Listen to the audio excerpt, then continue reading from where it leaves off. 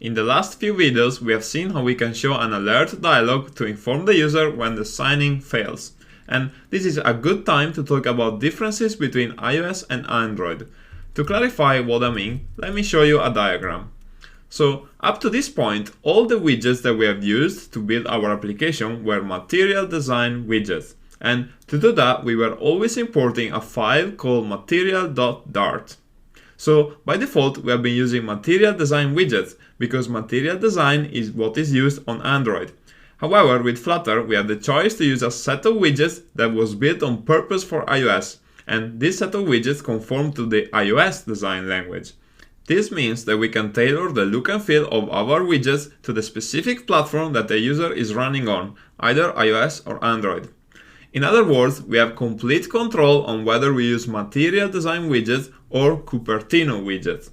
Now, the reason I'm talking about this at this point is that native dialogues look quite different on Android and iOS.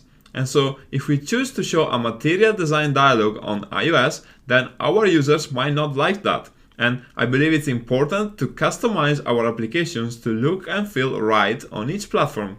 And just to show you what I'm talking about, I can head over to this page on the Flutter documentation, and here we can find a list of all the most common widgets that we can use on iOS. And as you can see, there is this specific widget, which is called Cupertino Alert Dialog, which is ideal if we want to show alert dialogues on iOS. So our next goal will be to learn how we can show either a material alert dialog or a Cupertino alert dialog, depending on whether we are running on Android or iOS. And in order to do that, we need to see how we can check on which platform our app is running on. So if I head back to Android Studio, I can go here on the catch block and remove this print line, which we no longer need. And then in here I can type if, and then within parentheses, platform dot is iOS, and then curly braces. And in here I need to import a file called dart.io, like this. And in here I'm going to add a print line that says show Cupertino alert dialog. And this is just going to be a placeholder for now. And then I'm going to have an else branch. And in here I'm going to put all the code that we had previously written to show our dialog, like this. Now, just to show you that this works, I can head over to the iOS simulator that I have over here. And now I can try to sign in with email and enter some invalid credentials, like this. And you can see that the dialog does not appear, and I get a print line, which is the one that I've specified over here.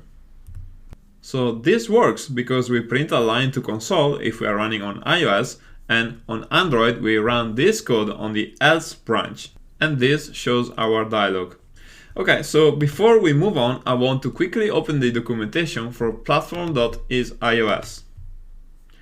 And here we can see all the different operating systems that are supported by Flutter. So while on this course we will focus only on iOS and Android, it's good for you to know that Flutter also runs on other platforms such as Linux, macOS, and Windows. And this is great because it means that you can learn Flutter and focus on iOS and Android for now, and you will be able to take this knowledge beyond this if you choose to use Flutter on other platforms in the future. So Flutter truly is a portable UI toolkit and goes beyond just iOS and Android. Okay, so let's get back on track and continue on the next video.